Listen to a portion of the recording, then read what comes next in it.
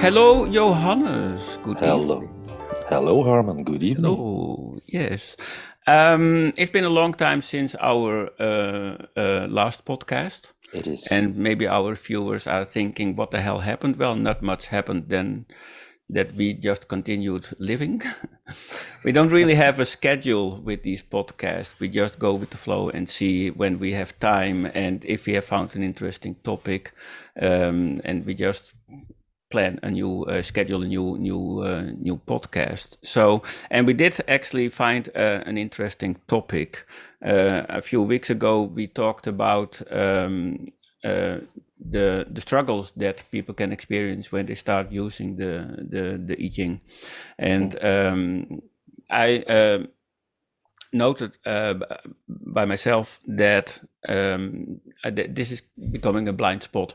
I mean, I started working with the I Ching about 40 years ago, and I must have had the same struggles as every beginner, but I can't remember these struggles anymore. So I thought maybe it's a good idea to talk about these struggles and what are the basic misconceptions that people have about the I Ching and about working with oracles in general, and what are the pitfalls and what are really the things that they run into and that they either don't understand or have difficulties to grasp. So, and from there, we came to with this idea to ask someone who is using the I Ching and someone that we know and is having issues with working with I Ching and interpreting the answer. But from there, and I think this was more or less your doing, Johannes, you came up with the idea to ask someone who is already experienced in the I Ching and who is using the I Ching in a very meaningful and valuable way in her own life. And I thought, yeah, well, of course, why not? That's also a very good idea. And that is why you see a third person in this video, because Johannes, you asked Jeanette to join us for this podcast. Jeanette, welcome. Thank you. Thank you, Johannes and Harman. Thank you for having me. Yes, it's a pleasure to have you on this podcast. This is actually quite new for us. We have never done, we never had a guest on the podcast before. So you're in a unique position. And we would like to talk with you about your experience with the I Ching. How did it all start? And did you have certain issues with I Ching? And what do you consider important in the I Ching, etc., etc., etc. So just have an interesting conversation about the I Ching with you, because Johannes told me that you are using it well, quite frequently. Yeah, Am I that's correct? correct. Yeah, that's correct. Yeah, I Oh, often use the I Ching. Yeah. okay. But Johannes, why did you invite Jeanette for this podcast? Well, I didn't invite her in particular. I just wrote to my students who's interested to join us for a podcast. And it would be about having difficulty with interpreting hexagrams or the I Ching. And she was immediately, yes, I want to do that. But I know Jeanette, and that she's using it in a very, like you said, meaningful way and a good way. So I thought, well, that's interesting, and to talk about that with her, because he has done also a lot now the last year on in a political way for the career, also using the I Ching for that matters. So I thought, well, that's interesting. Let's dig in that Definitely. and how she's using that. So I thought immediately, this is an interesting person to join us. Yeah, it sounds like it. Excellent. Okay. Well, maybe we can just start at the beginning. Jeanette, can you introduce yourself? Tell a little bit about yourself, what you are doing, and well, maybe a little bit about your view of the I Ching. Yeah. Now, I'm Jeanette. I'm 57 years old. Married last year, 3 kids, grown up. I came into contact with Johannes I think for the first time in 2016. I went for a consult in Amsterdam, and it was spot on, and I was completely surprised by that. I had a difficult period in my life in 2014. I have been very sick, and it was just there. Johannes took me through my consult, and he pointed it just out. He said, "What happened that period of your life?" Then I thought, how the hell can he know? But he knew, or the I Ching knew. Yeah. Yeah, whatever. But it was obvious. And so I was hooked. Not really ready to start studies yet. At that time, I was studying in Zutphen for a Feng Shui consultant, but also a little bit in that direction. And after that Feng Shui, there came in the 9-star key. And I found that also so interesting. And then this popped up again, and I thought, that's what I want. I want to know more. It was still there, that feeling from how can it be so obvious, and how can the advice that was given to me from the I Ching was so clear, and it was so constructive. And I sort of started to implement it bit by bit. Okay. And I had goals in my life, but I sort of couldn't reach them. They were always sort of slipping away. That was my feeling. So I wanted things. I was a single mom at that time, but I also had ambition. I wanted things to change. I wanted things to happen. And I took another consult in 2018, 19, something like that. And more like this, what can I do to work on my ambitions and make them happen? And the advice was really clear, that came from I Ching. And I started practicing it, living it. And since then a lot happened. So I told you, I got married last year on a date that I also consulted with I Ching. So is it a good date? I sort of had a range of 2 months.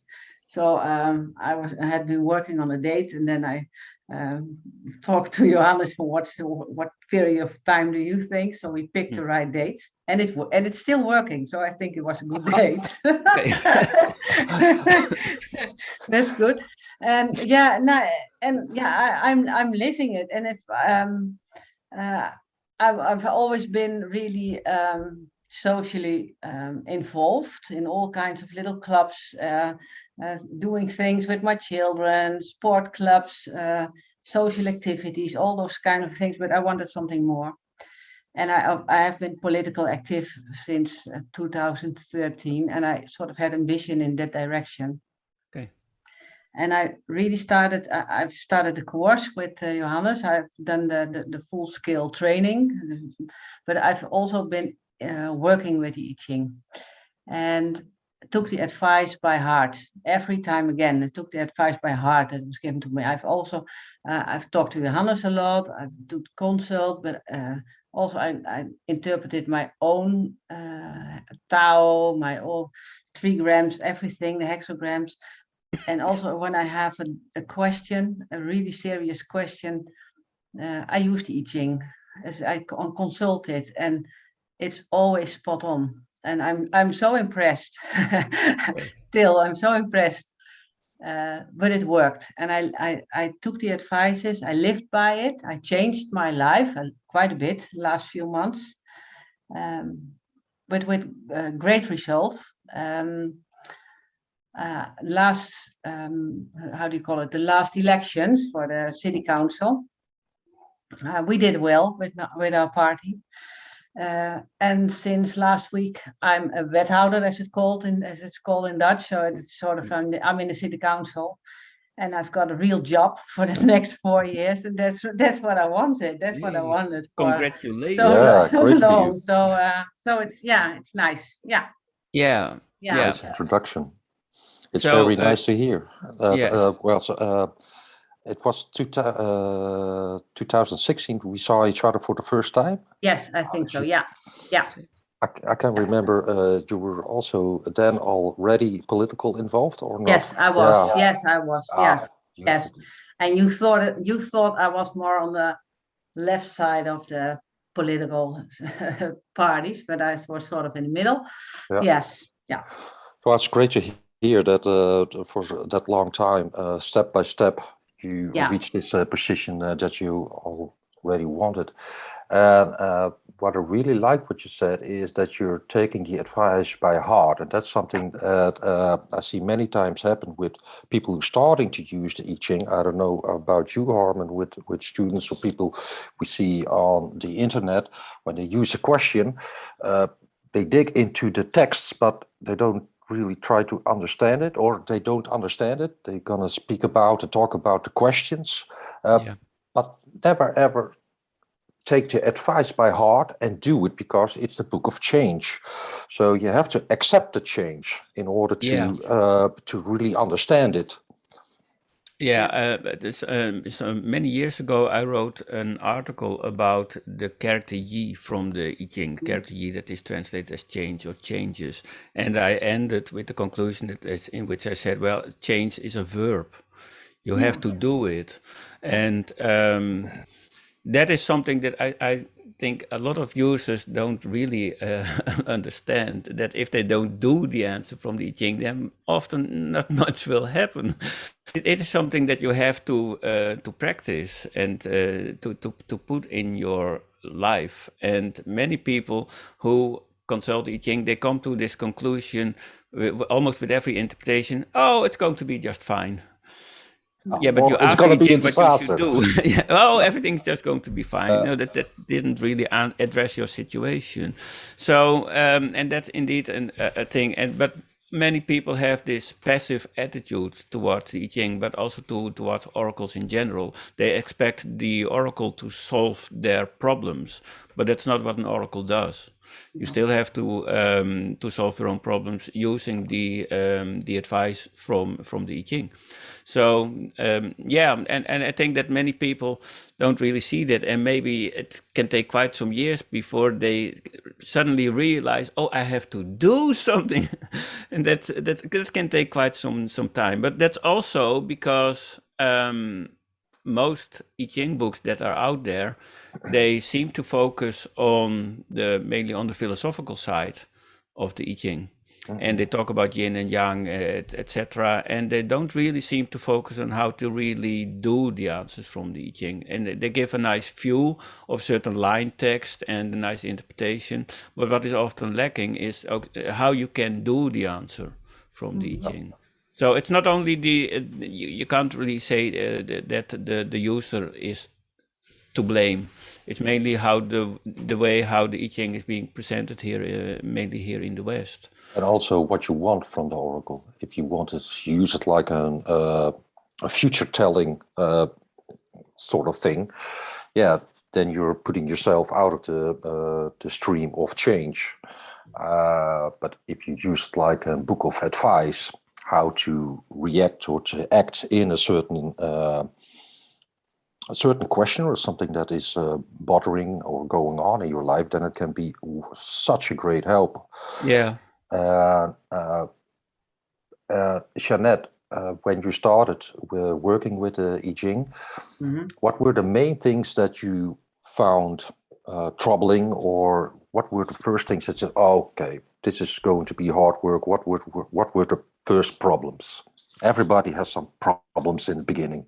Yeah, now that's the interpretation, and it starts with just with interpreting the hexagram, the two trigrams that are in the hexagram. How do they react to each other? How do they interconnect?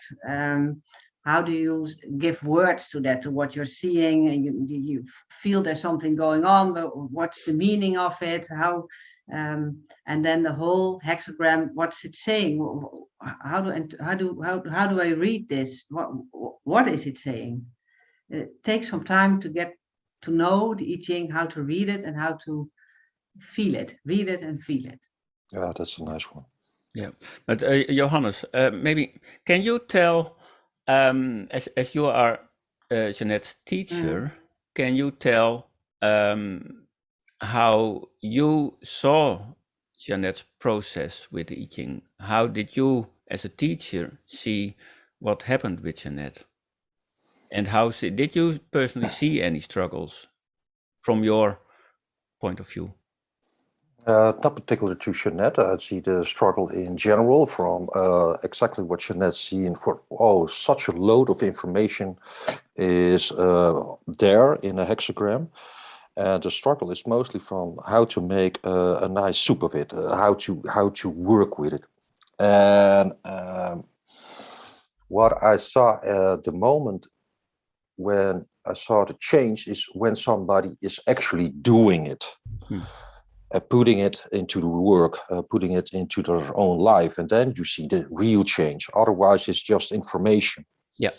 I think that's the biggest difference between someone who's just studying.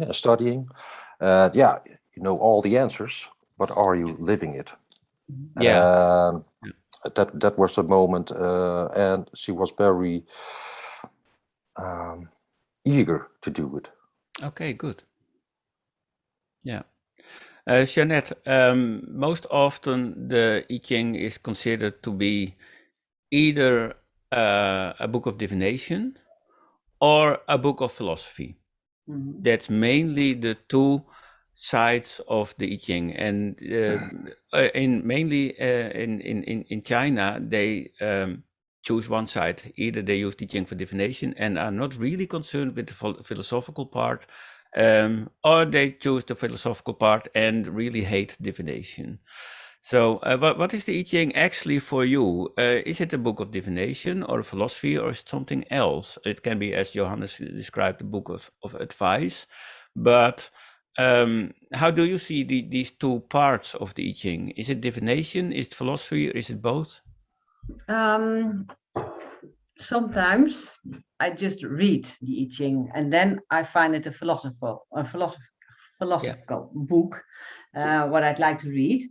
But at other moments when I'm using it as an oracle, then the meaning changes of the book and my feelings towards the book change.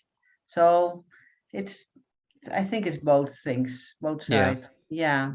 Do your friends and colleagues and family know that you are consulting a fake? Yes, I mentioned it. I had this integrity check last week, and it goes viral. It goes, you can plug in, and everybody can watch what's happening there.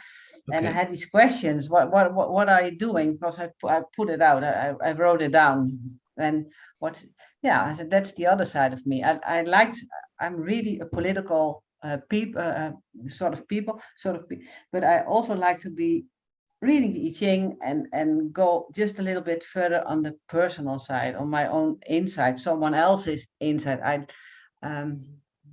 I'd like to help people to get to know themselves a little bit better, and I find I Ching the perfect book to do that. Yeah.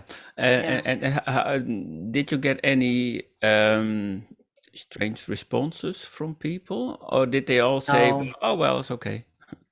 no, not. Yeah, it's okay, and also. Oh, maybe that's why I always like to talk to you. That kind of response. So Oh, sort of okay. a confirmation to themselves. Yeah, Okay. yeah. So, do you have your own office now? Yes, sure. In the okay, and you, because I imagine you consulting the Ching, throwing coins, and someone is walking in. How would he or she respond? I'm not, I'm no, I don't think I'm going to do that at the city hall. No, Ah, no, okay. that I keep it for my home. But yeah, but I've rearranged the room. My office in City Hall. I already rearranged it because I thought, yeah, feng shui, this is not correct. So I'm Okay, good. changing the energy here, and I started with that. And yeah, I will put some other things in the room. It's not just the typical office furniture No, anymore. okay, No, okay, no. good. I would like to see some pictures sometime. Yeah. Yeah, Okay. especially casting the changes for at least one time. Yeah. But it's an interesting question. I want to give it back to you, Harman. What do you think about the G? If it is a philosophical work or just an oracle or more?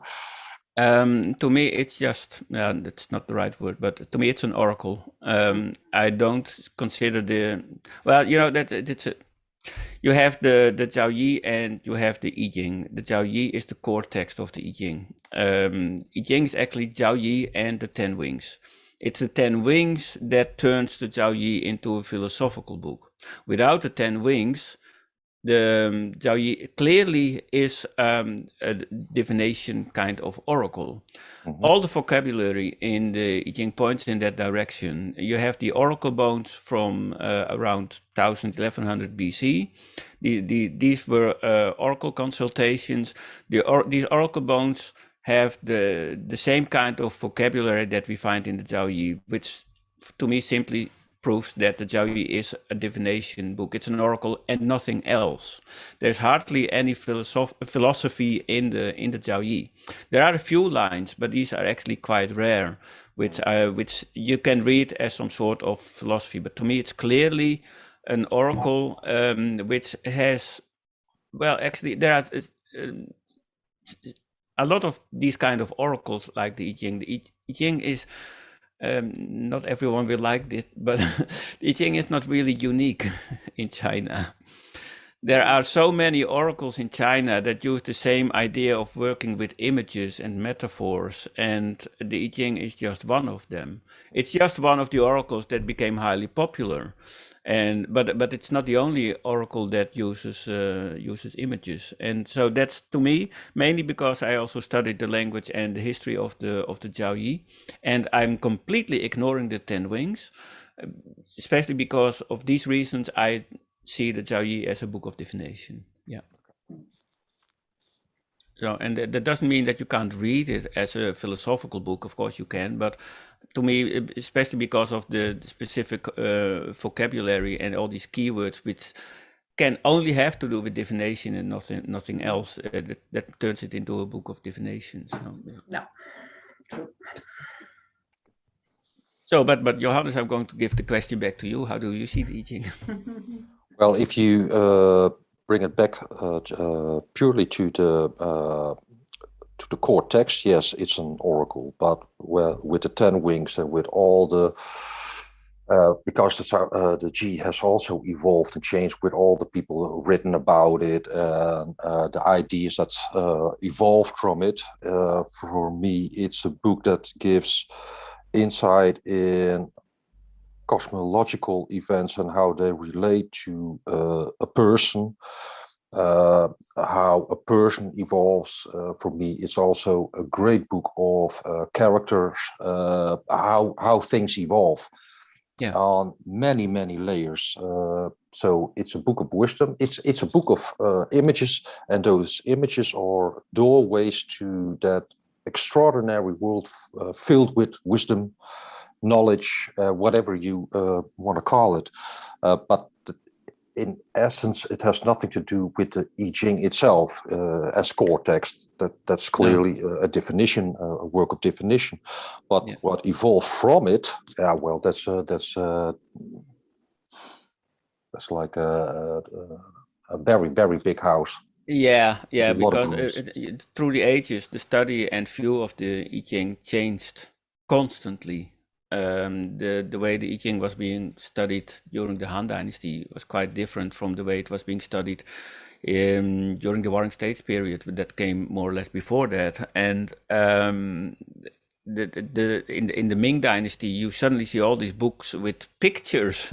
Before the time, you hardly had books with pictures, but in the Ming Dynasty, suddenly you got all these pictures books, like the works from Lai Tzu, who put a huge amount of pictures in his I Ching commentary, and that suddenly also gave rise to new ways of working with the I Ching and viewing the I Ching. And of course, Xiao Yong later in the Song Dynasty, he also introduced new ways of working with the I Ching, and that is how how the working with the I Ching constantly changes. Also here in the West, when we make these connections with quantum mechanics and genetics and that kind of thing, that also all alters the way that we work with the I Ching. Yeah. So, but the core text of the Jiao Yi is the same for about 3,000 years almost. So that doesn't really change. I often get this people write me emails and they say, well, the text of the I Ching, it changed over time. No, it didn't. It changed. It's fixed. The text that we have now is almost the same as it was 800 BC. So, but the way we view the text, it's constantly evolving. And that can also go for your own personal experience. The way that I am using and viewing the I Ching is different from the way I used and viewed it 5 years ago, which is different from how I saw it 10 years ago. So let's not even talk about 40 years ago. Yeah. So, and that also keeps changing. That's a beautiful part of it. The more you seem to learn and use the I Ching and really take it by heart, it also changes you. Yeah. Jeanette, many users, they seem to remember. I can't. I don't have the memory for that. But they remember their very first I Ching consultation. Can you remember your very first I Ching consultation? You mean the one I did by myself? Yeah, preferably. Yes, because I wrote it down. So I've got it here with me. So, Oh, excellent. just a minute. I never write stuff down because I can't read my own handwriting. Yeah, that was enough advice from someone to read down all your things. So I did. The first question.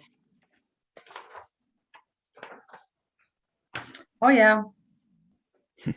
Oh yeah. Oh, yeah. There was the question whether there would be a career for me in politics. Something to be working on if there was a possibility. Okay, so you actually wanted to know if you should choose that path. Now, yeah, for me, it's not about future telling, but is it something that fits with me? What's comfortable for me? Just to go into that direction. That's how I took the question. Yeah. Oh, okay. And what answer did you get? Yeah. Yes, hexagram 46. And that's 46. 46. Yeah. No, not 46. No, really? Really? Yeah. Okay, because there's one the Chinese name of hexagram 46, Shang. That is, I mean, it's often I can't remember how to translate in English, but I do know that it's also used in modern Chinese for making promotion. So when someone gets hexagram 46 related to work related questions, and so then I think, well, you have to move up the ladder. No, my question was more about is it the good sort of career for me is it fitting with my personality to sort of start working towards that goal, and it fitted because 46 it says career, it says a promotion, but it also says you have to work, you have to make a plan, and you have to sort of work with a plan step by step, and that's what I did. That's what I did, literally. Beautiful. Yeah. Can you remember how you interpreted the answer? How did you start interpreting the answer? Do you know, did you start with the trigrams or did you start with with the trigrams, and sort of by what I had learned also to see the two trigrams. I have all the steps here in front of me, the two trigrams, and to see if it is a resonance in the hexagram. What about the trigrams? What kind are they? Are they compatible or are they not compatible? What's it saying? All that stuff. And then, yeah, just step by step by step. Oh, very good. So, but Yeah. Johannes, you taught Janet that kind of way of interpreting the answer. Yes. Yeah. So, your main courses are about the I Ching and Nine Star Key. Hmm. But so learning to use the I Ching separate from Nine Star Key, that's also part of your courses? Well, you have to understand the hexagram, so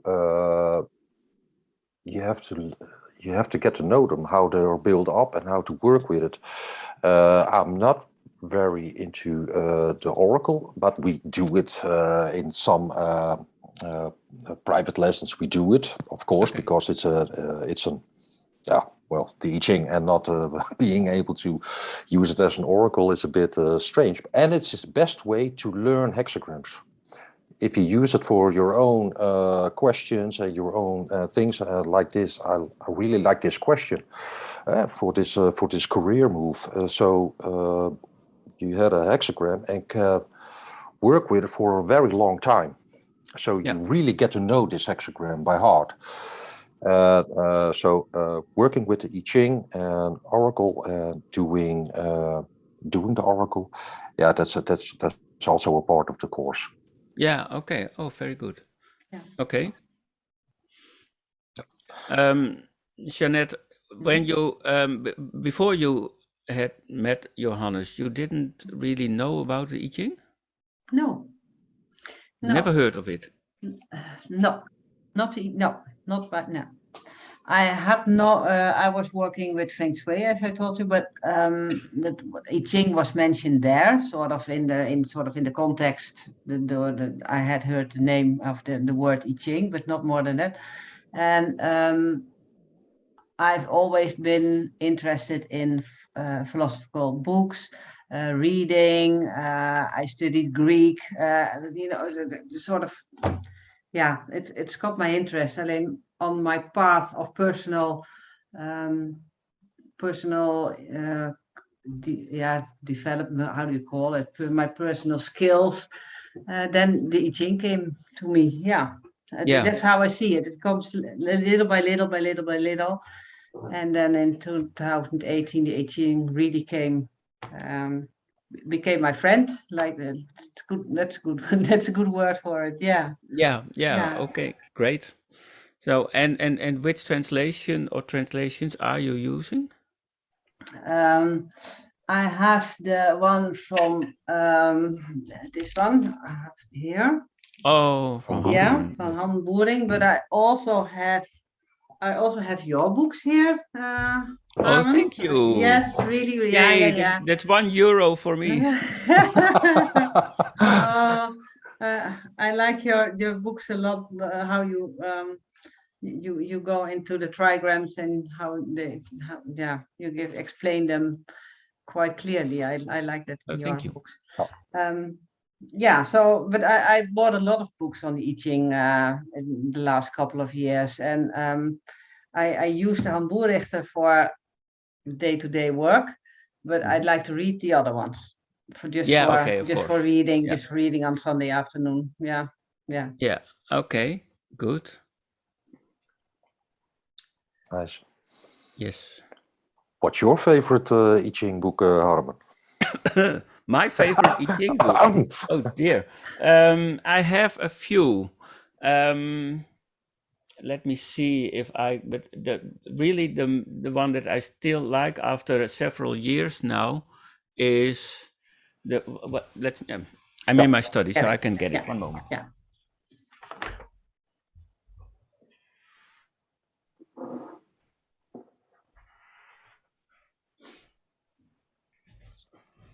This one almost looks like a small Bible. Oh yeah. Ah, yeah. And it has this small ribbon, which makes it even look more like a Bible. But this is the translation in German from Dennis Schilling. And Dennis Schilling is a sinologist, and I already knew Dennis because of his translation of the Han Dynasty Oracle Yilin.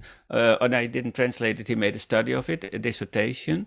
But he also translated the I Ching, and it's really printed on this really thin Bible kind of paper, and it's in this small print, and it's beautifully annotated, and giving the Chinese characters, and he is giving all these notes in which he explains his and motivates his own translation. And it also has a good part on the history of the I Ching with these kind of pictures. This one is from the Shanghai Museum manuscript.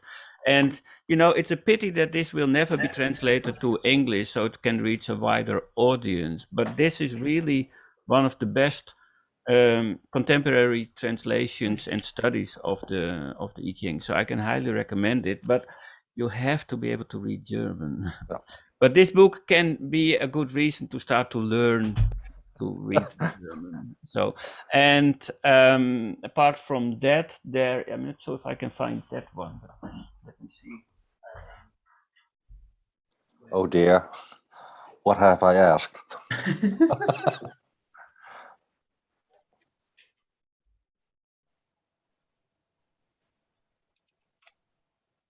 But you're working with I Ching now every day, Jeanette? Now, Or- not every day, but I sort of once a week, twice a week.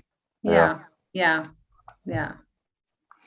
And is that always around one certain question or a theme in your life, or just No. random?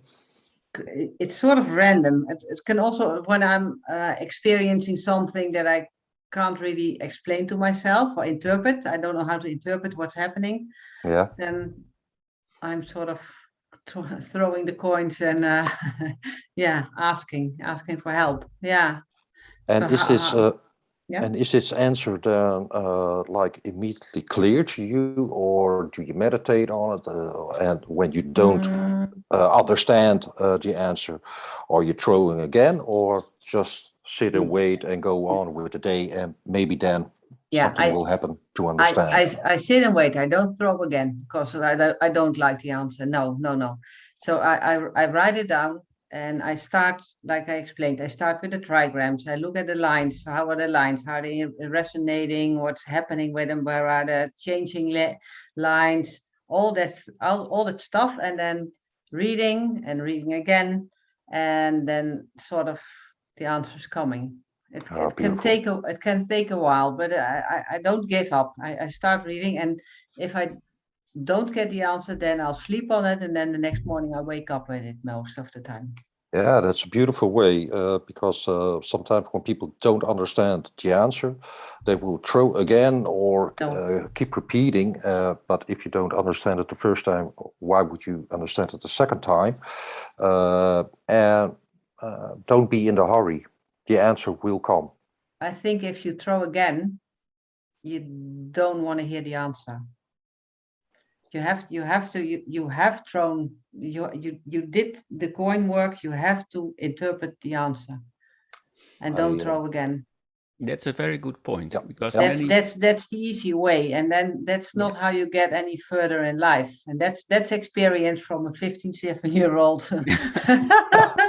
But that's what you often you have to read. live it. You have to live it. Yeah. You often read, when you don't understand the answer of the I Ching, well, maybe your question wasn't correct. So consult the oracle again. And if you don't understand, you can just throw the coins again. And I think, no, that's not really how it works. No. I like the thing that you said, that you don't want to hear the answer. Yeah. If you're throwing again, look a little bit deeper. Yeah. And Harman, you found some yes. books. Yes, I when I dive into my bookshelves, I tend to get lost. Yeah. So fortunately, I remembered I had a podcast going on. So anyway, this is also one of my favorite translations in English, fortunately. So and I'm a little bit biased towards this book because Stephen mentions me in his book. But this is what I like about his translation is the way he layers the text. You see, you Okay. have there. Oh, ooh, to get it sharper. Ooh, Yeah. you have Yeah. there. It says omen, and then you have counsel, and then you have fortune. You have these three columns, and that is how he tries to see the layers in the text of the Zhao Yi. Well, I don't agree with every translation choice that he made. For instance, he translates the character Fu, which is often translated as confidence or to inspire confidence and trust. He translates it as captives, captives of war. And I know that sinologists like Richard Kunst and Edward Shaughnessy, they started that trend by seeing the character Fu as in the meaning of war captives. But I'm sorry, that's really an outdated translation of that character. And Edward Shaughnessy, he's coming up with a new book about the Zhao Yi, and he is explaining why that translation isn't really valid anymore. So I don't agree with that translation. For instance, I'm not sure, can I get it sharp here? You see there in the middle with the line, in pursuit, there was a catch, the fourth line, omen of misfortune. And there you have it. If captives are taken on the road, will it be harmful to use them for a covenant? Well, first, there are no captives in the Zhao Yi, and also second, there are no questions in the Zhao Yi. So in this case, I definitely don't agree with Stephen Field's translation. But other than that, it is very well researched translation, and it's in English, which many people will also appreciate. So that is the other book that I can recommend, and this is the last one that I will show, and then I'm finished. But I keep it short because this one is in Chinese. And this is really one of my favorite books because this contains a study of all the excavated text compared with the received text and all the different meanings of the characters, etc., etc., etc. This one is really a book that I constantly turn to when I want to study the Chinese text of the I Ching. So, That's great, Harman. Yeah. Well, I'm sorry, I only have around 400 books on the I Ching. Yeah, okay. Yeah. Yeah. So, but Johannes, do you have a favorite book? I really like the book of Van Boering. You know that.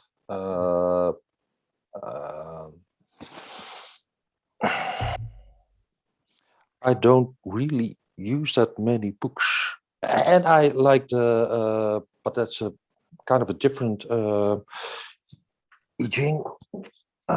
Translated, it's the Innerlijke I Ching. Oh yeah. So from I don't know how to pronounce it, but Liu Yiming. So more a Taoist book. Yeah. I really like the images of that and how he dealt with the hexagram. So I like to dig into that, but that's quite a study. Yeah, I done in a Taoist way. It's a translation from Liu Yiming's commentary. It's a Taoist translation, commentary. Yeah. Many people think that, oh, it's Taoist, so it's probably old. No, No, the work it's from Liu Yiming is, I think, somewhere around 1600, something I like think that. even later. I think even. Oh, later. that's possible. Yeah. I think he's from 17. No, well, yeah, it's quite. His translation is quite new. In the history of the I Ching, the Liu Yiming is actually quite young. Yeah. So, but it's a study of Naidan interpretation of the Zhao Yi, and the original version is in English by Thomas Cleary. Yeah, that's that's not the best translation. No, I personally I don't like Thomas Cleary's work because he doesn't give annotations in the way that Dennis Schilling does. He doesn't explain his translations, and he doesn't provide really good insight in important keywords. And in the case of Liu Yiming's work, he didn't translate, for whatever reason, he didn't translate the introduction from Liu Yiming, which contains pictures, etc. And actually in the introduction from Liu Yiming's work, and that's how many of these commentaries work, they first give you the groundwork, the keywords that you need to understand to know before you can read the actual commentary. But for some reason, Thomas Cleary did not translate that introduction from Liu Yiming. And that, in my view, immediately compromises his translation, because you need that introduction if you really want to understand what Liu Yiming was trying to say. But anyway, many years ago, when Harry Schipper, who translated Cleary's work to Dutch, he asked me what I found of. He asked me if I could find the Chinese original of Liu Yiming's work. And well, these days everything can be found on the internet, so I found the original Chinese work from Liu Yiming, and I thought, well, now I have the Chinese original. Let's see how Thomas Cleary actually translated the text. I was just curious to see how Thomas Cleary actually translated the Chinese original, and I found so many mistakes immediately in the first few paragraphs, which I thought, well, I'm sorry, I really don't agree with it. He left certain sentences and characters. He left these out. He didn't translate certain keywords properly, as far as I'm concerned.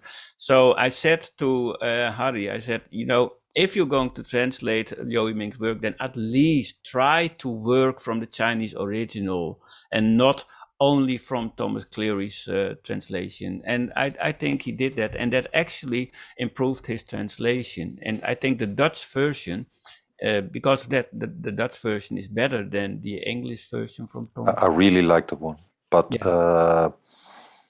it also brings a whole different view of working with the I Ching. Yeah, that whole Taoistic style and Naidan, it's an area on its own, and I like to study that. So when I'm using the I Ching, I'm not really working with a certain book. I'm just working with the trigrams. Yeah. But when I read, I take Han Boering's work. I like it. But when I want to study something, I like the inner I Ching of the Taoist I Ching. Yeah, it's commonly known, very I guess. interesting way of internalizing the I Ching. It's all inner process with Neidan. Yeah, I like that a lot. Yeah. We're drifting away of the topic a little bit, but hey. Well, we're used to that. Yeah. Let's see. When it comes to your students, Harman, what do you see what the main problem is in interpreting hexagrams or the I Ching? What is the most common blockage? The most common, well, in my course, I actually have two separate courses, that are the most important courses that I teach. One is about the hexagrams, the power of the hexagram course, in which we pretend that there is no text in the I Ching. We're just going to do as if there are only hexagrams with trigrams and lines, etc. And the other course is the other way around. We only work with the text and we pretend that there aren't any hexagrams. Okay. So, in both courses, I see that students mainly struggle with finding the images in their own situation. I mean, they know all the associations of the trigrams, for instance, and they know how to expand on associations with trigrams, but also with certain words in the Jiaoyi. But then they don't really see how it connects to their question or their situation. Whereas in China, if you look at how the earliest examples of how the Chinese worked with trigrams, they really tried to find these trigrams as concrete as possible in the situation. So, for instance, if a king consulted the oracle about a certain how do you call it? Well, let's say he wanted to go to war, because that's what he often did, and he got a hexagon with trigram Earth in it.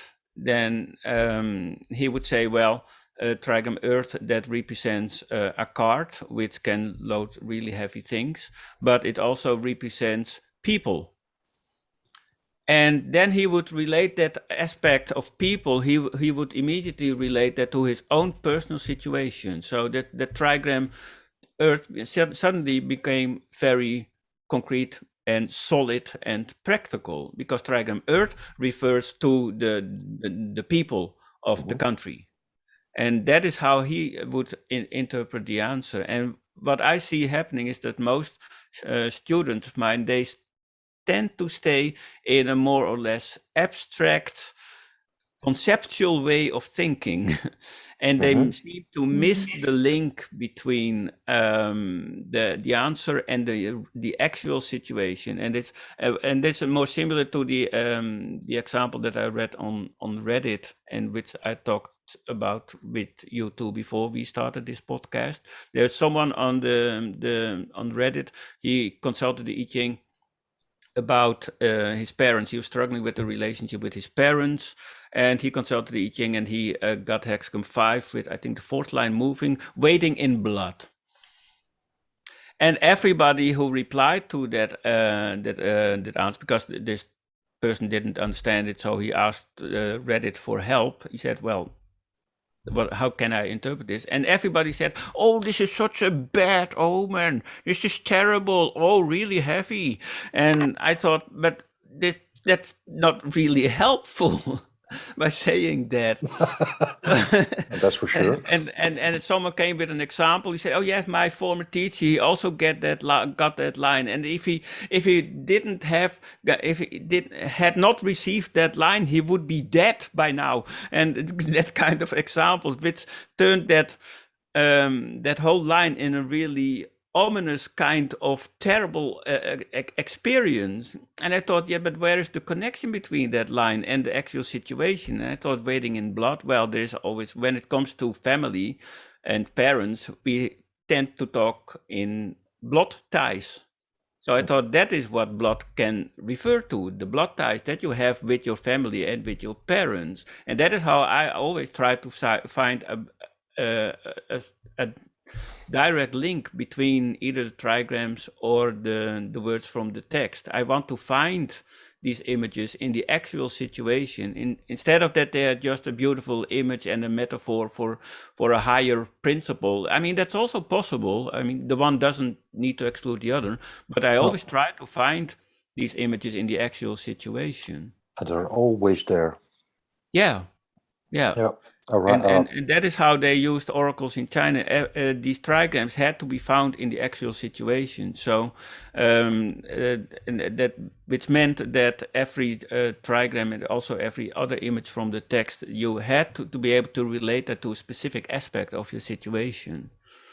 And that is something that, well, you know, that is something that we don't learn here in the West, working with images and how an image can reflect your own actual situation. Mm-hmm. So, I mean, most people, when they use the I Ching, they only read the text, and they also read the commentary and the interpretation. It's terrible. And then they get so much information, and they don't get to the part where they can say to themselves, okay, but how does this speak to me? What is it saying? They only think, what does this mean? But that's not the right approach, I think. Yeah, if you only think, what does it mean? You're not really seeing how the oracle is speaking to you. It's showing you. Yeah, I think that's an interesting thing. We tend not to learn here on schools and in the West how to communicate with images. No. Although our whole world is full of images the whole day long, but how to use them in a meaningful way is, I think it's changing, but it's very difficult for most Western people. Yeah, and I think We maybe try the to Chinese have, understand it. yeah, maybe the Chinese have an advantage here because their language with Chinese characters, that is already a language which contains images in itself. So, and maybe that makes it easier to work with this idea. And also, the Jiaoyi is often compared with the Shujing, the book of poetry from China. And poetry is also images, and certain the way the text in the Jiaoyi is phrased often looks like poetry. Yeah, There is absolutely. you often don't really see it in translations, but there is actually a lot of rhyme in the Jiaoyi, and that gets lost in translation. But if you would see the Chinese pronunciation, even in current Mandarin, often many lines are still contain this rhyme, and which also shows that it's an oracle which was originally orally transmitted, Yeah, because rhyme is a sign of an oral transmission. it So is. I like when you talk about this. Immediately comes from Edward Shaughnessy, an yes. article of the images poetry and the poetry of Poetry of images. divination Oh, and the yeah, divination of poetry, something like that. yeah, Yeah, it's a beautiful article. that article that talks about that specific topic. Yeah, yeah. So I think people, and I think that's one of the reasons why artists often find it easier to work with the Jiaoyi, because poets and painters they are used to work with images. Yeah, So yeah. there's a lot of artists get their inspiration from the I Ching. So yeah. Is this something you can relate to, Jeanette, when it came to understanding the I Ching, from thinking about it and how to use the images? Was that a difficult task for you, or was it quite easy to learn to understand the images and see them in your own surroundings? No, I think that's a difficult part. It's really difficult to interpret them. Just go step by step. If you get one, and then you're lucky if you get another one soon after that. It just goes really step by step, and then if you've then another step and another. Yeah, For me, it's also combined with those little steps.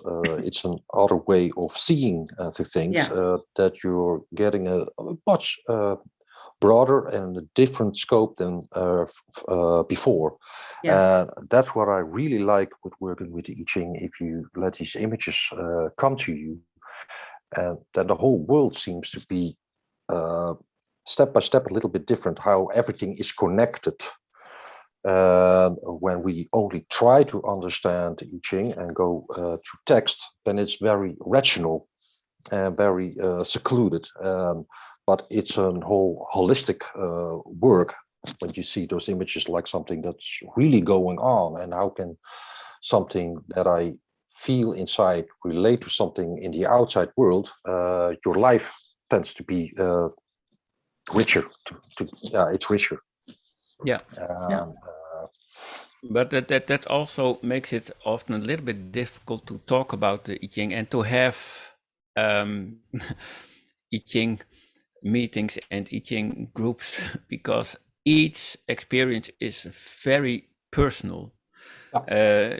The many users we have that use the I Ching, so many views there are all on the I Ching and the way of using the I Ching.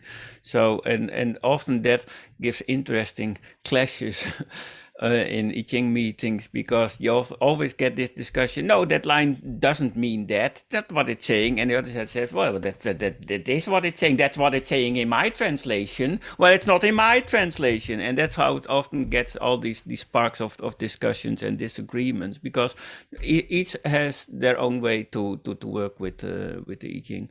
And I think actually, Jeanette, you are in a lucky position that you had a teacher who yeah. taught you how to work with I Ching. And that is something that most users of the I Ching don't have. We are actually having, it's a really exceptional position that we have here in the West, that you can go to a bookstore or a library and you can get an I Ching and immediately start using it. I think in ancient China that would be unacceptable. You can't just purchase an oracle and think you can use it immediately. You had to have a teacher. And often you learned it from your father or your uncle, or from someone else, a good friend who was using the oracle, but you always had someone who guided you with the usage of the oracle. And most people think that, oh, the I Ching, that sounds interesting. Oh, that looks like a very good, oh, Brian Brown Walker. Oh, that seems like a good translation, which it isn't. And they buy the book and they think they can immediately use it. But, you know, it really helps if you have someone who tells you, or at least gives you the right step to begin using the oracle.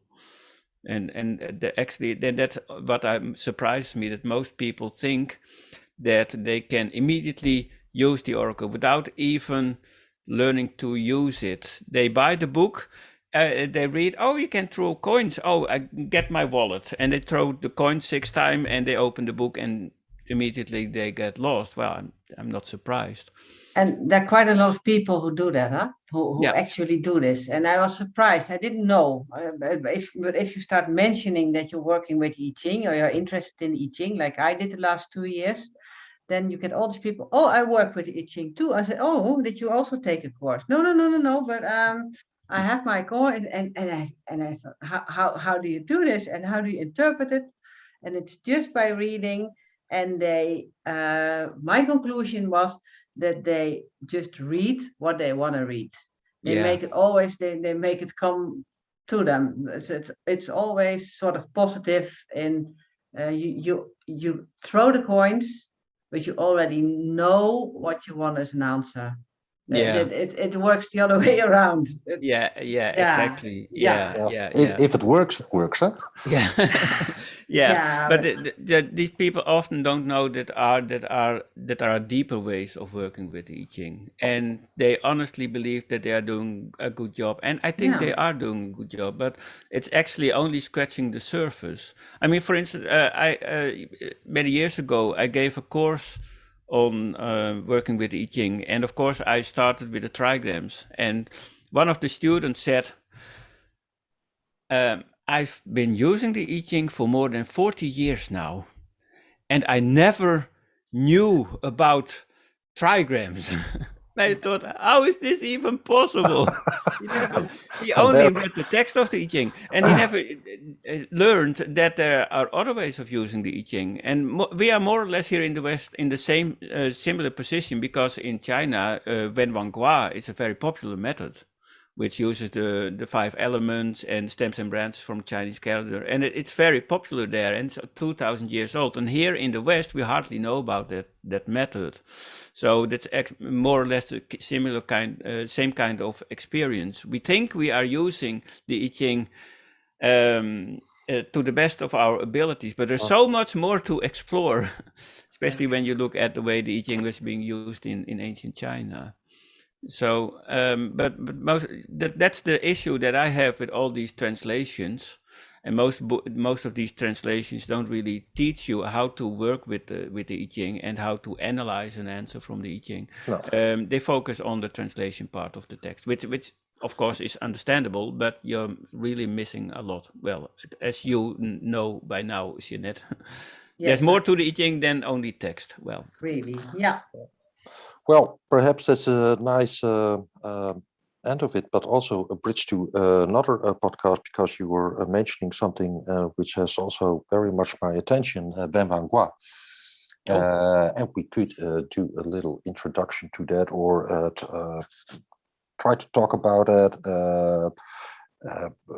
for a next subject, if you would like that.